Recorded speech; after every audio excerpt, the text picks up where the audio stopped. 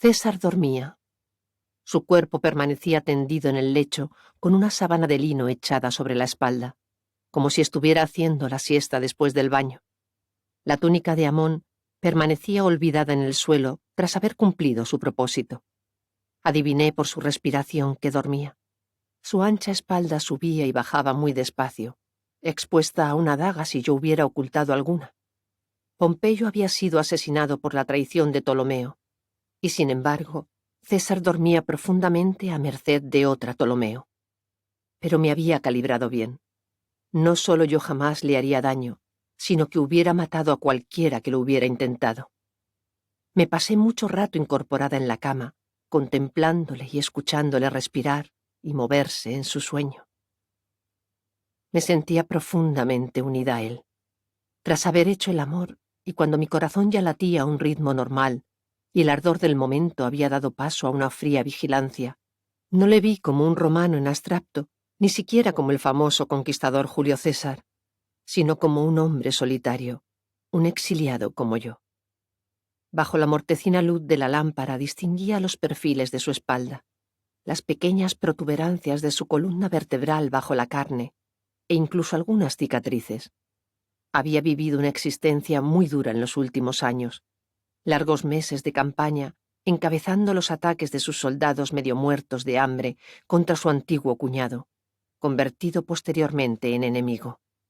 Sin descanso, sin seguridad, traicionado por la ciudad para la que tantas batallas había ganado, poniendo en peligro su vida en defensa del reconocimiento de sus derechos, había dicho que solo sus soldados habían impedido que el Senado lo sacrificara. Un hombre cansado y poco valorado, un exiliado como yo. Pero él había puesto fin a mi exilio, y yo haría lo mismo por él, si tuviera algún medio para conseguirlo. Poco a poco, empecé a comprender la enormidad de lo que acababa de hacer. Le había entregado mi virginidad con la misma alegría y despreocupación que si hubiera sido una mujer famosa por su experiencia. Pero, ¿le habría atribuido él algún valor? ¿Por qué lo había hecho? Traté de hacerme estas preguntas como si tuvieran importancia. Tenían que tenerla. El sacrificio no era necesario. César me había dicho que de todas formas se pondría de mi parte. Mi llegada a él en el interior de la alfombra lo había cautivado. Era yo la que había insistido en sellar el pacto convirtiéndolo en mi amante. Y ahora hubiera tenido que llorar de vergüenza y desconsuelo, pero en cambio me sentía dominada por una irresistible e inexplicable felicidad. Su persona y lo que había ocurrido eran algo totalmente distinto de lo que yo había imaginado. Recordé la primera vez que había oído su nombre en relación con las deudas de mi padre y la anexión de Egipto. Entonces él era cónsul, mucho antes de que se fuera a la Galia. Pensaba que era un hombre tosco, voraz, codicioso, rubicundo y vulgar, que tales rasgos se debían de haber acentuado con el paso de los años y que ahora ya debía de ser un auténtico cerdo, a pesar de su desmedida afición al robo de obras de arte.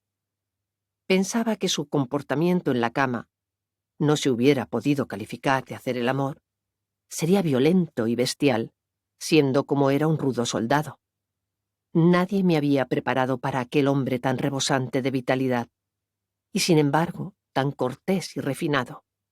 Y ciertamente nadie me había preparado para el descubrimiento, en sus palabras y sus creencias, de un eco de mis propios valores y mi personalidad. Éramos iguales en nuestra esencia más profunda, a pesar de haber nacido con tantos años de diferencia, en orillas distintas del mar y en pueblos también distintos. Era más hermano mío que mis auténticos hermanos. Y nadie me había preparado para sentirme tan fiel a su persona y tan instantáneamente unida a él. En cuanto al amor, estaba deseando volver a hacerlo. No le negaría nada, ni siquiera lo deseaba.